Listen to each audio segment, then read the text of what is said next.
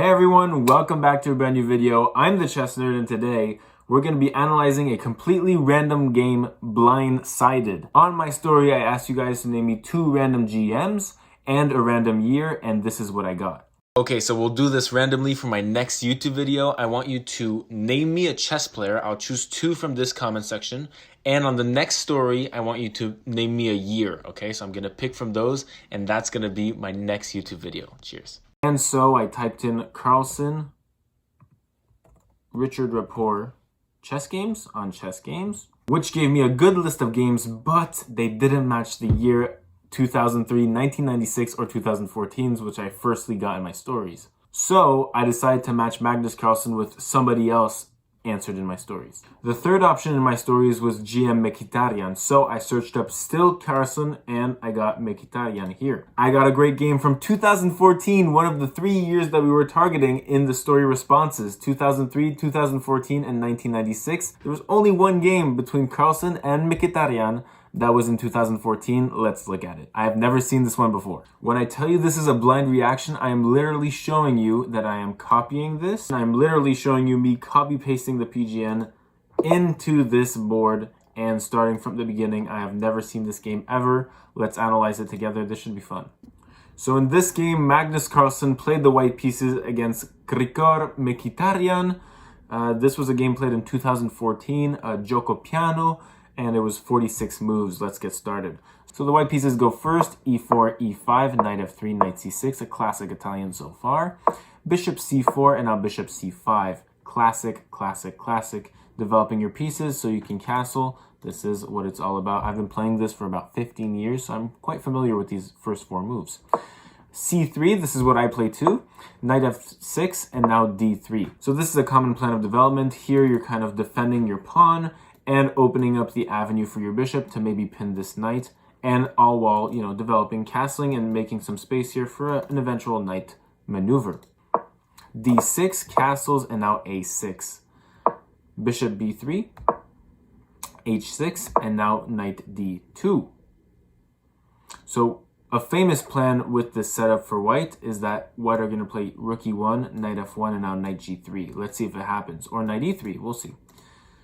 So, black plays castles, and now Magnus Carlsen goes rook e1.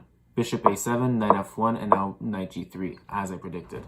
And here, we have a good setup. What we're telling black is that if you trade bishops on b3, I will gain this f5 square, knight f5, very important knight square. So you don't want to trade bishops here. And this is kind of posing the threat to this bishop of where its future will lie. Rook e8 was played, and now bishop takes e6, rook takes e6. Bishop e3, and now bishop takes, rook takes. So we have a very similar position here with pawns, rooks, knights, and queens.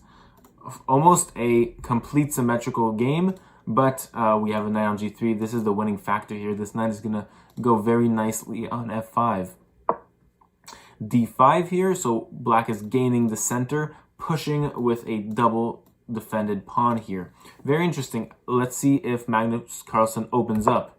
Knight b3, so Carlsen does not take because knight takes and would attack the rook immediately, also giving this f4 square. So good decision on Magnus's part. Instead, queen b3 adds a pressure on d5 and adds a pressure on b7 too. To which black responds rook b8, h3, and now queen d7. Rook a1, takes, and now d takes. Knight a5 attacking the queen, and now we go back. So again, very symmetrical. I'm looking at these 3 pieces here, incredibly symmetrical. But now something has changed. We have opened up the d file. So it will be about who can master the d file in the next moves. So rook d8 here. Grigor already going for that battery on this file. And Magnus goes with b3 push, taking up this c4 square, which the knight was threatening. g6 was played, and now rook e2. Maybe Magnus is trying to neutralize this d-file with a rook d2 maneuver here. Knight c6, and now knight f1. I like this recycling by Magnus. He sees his knight kind of dead-ending here, and going to recycle his knight to e3, and maybe c4 or d5 in the future. Let's see what happens to this knight on f1. Close look. Knight h5, and now knight e3. Knight f4, and now black have found a very nice square for their knight on f4. Knight f4 attacking this rook, and just a very solid knight overall, looking onto vital squares around the king. Super good play by Grigor Mkhitaryan. Rook d2, rook d6, and now rook d1. So a huge battle for this d-file as I predicted, and we're just going to see this whole game until there are no rooks or queens left on the board. Queen e6, and now b4. Interesting move b4. I would have never thought about this. What does this do? I don't know. I guess we'll figure it out. King g7, and now a4. And now we figure it out. So Magnus is trying to kick off this knight from the c6 square with a b5 push, and that's why he played b4, which was a questionable move at best, and now we get the reason why he did it. Rook takes, knight takes, and now h5. Okay, so just small improvements from both sides here. It's going to be a very positional ending here, as there's not many attacks or really sharp lines in this type of play. It's going to be very positional. Let's see how it goes. So knight f3, and now rook d6.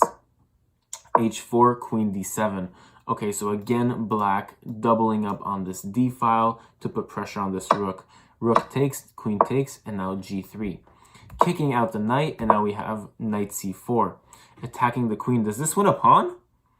I think it does. I think this wins this e5 pawn. The first exciting moment of the game. Queen moves, and now we gain a pawn. Magnus Carlsen gains a pawn. Back here, you cannot defend this pawn a second time, still with your queen, which means that, you know, this b4 move was validated right now, and this knight e6 move is not good. So queen d8, and now knight takes, knight takes, knight takes, and so we're a pawn up in a knight endgame. Being a pawn up, you want to be in a knight endgame. It's the easiest type of endgame with a pawn up to convert. So this is why Magnus is going to look to exchange queens in this game. c5, b5, a takes. Knight c7 attacking this pawn. I wish we play c4 here. b6 though. Okay, b6 attacking this knight. Knight's going to move and directly attacking our pawn. I don't like having our pawn this far. This is kind of a gamble in my personal opinion, because this pawn is very far from our base. It's going to be hard to protect. Knight c4 defending the pawn, and now queen d7. Queen e2, queen b5. And now there's this annoying pin on our knight and queen. This is going to be uncomfortable maybe for Magnus. Let's see how he counterattacks. King g2, always king safety. Maybe there were some checks on b1 we don't want to allow. Queen c6, queen d3, and now queen d5. So a bit of repetition. And again, Magnus has the initiative. So he's going to initiate these little small improvements of the position until we build up to something big here. Queen d5, suddenly threatening checks, and this pawn on b7. I like this a lot. Also some knight d6 action. Queen b3, and now knight d6, as we say. So you can take this pawn here, but I'll take this on b7, and this is going to be highly threatened. And overall, my position is very solid. Everything is protected. I'm going to play c4 next. And here, if you take my queen, I'm going to take on d5, attacking your knight. Knight has only 2 squares to move to. If knight d8, the knight is going to be pinned there for the rest of the game because it has to defend b7. And this is going to allow us to play knight e4 and just take this pawn very easily. Pawn grab. Yeah, you can't defend the c5 pawn. If you play c4, I'm just going to come back here and take this eventually in the next move. Here, if you play knight f8, this is a bad move because I would just take on b7 and this pawn is going to zoom to b8. And so here in this position, Magnus played knight d6, to which queen takes, and now knight takes b7, which we saw together.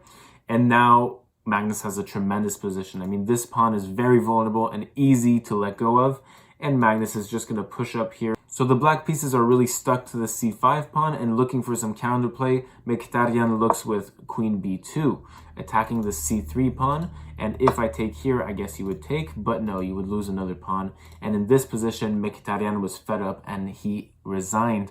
Magnus Carlsen grabbing the win here. I hope you enjoyed. Go sub to the chess nerd, there we have the channel.